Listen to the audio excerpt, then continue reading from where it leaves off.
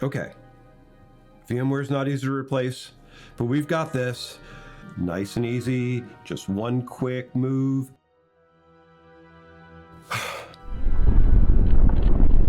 Ooh. Oh no. So that's how it went for a lot of people last year. They grabbed the idle, got flattened. Here's what they didn't realize. The idle was attached to the base. VMware isn't just sitting there waiting to get swapped, it's fused to your hardware below and your applications above. You can't just yank it out, everything comes with it. Do you know what people forget about Indiana Jones? He's not actually lucky. He's prepared. He studied the temple, he knew the traps, he did the work before he showed up. When he wings it, jumping out of airplanes, climbing on tanks, things go sideways. He survives, but barely. And that's not a strategy, that's desperation.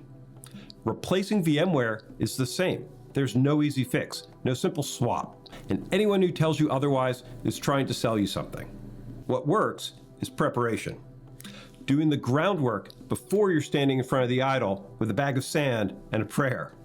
That means separating VMware from the layers above it and below it, creating space when you're ready to make the swap. Then it's actually possible. Not easy, but possible. That's the work that RackN helps you do.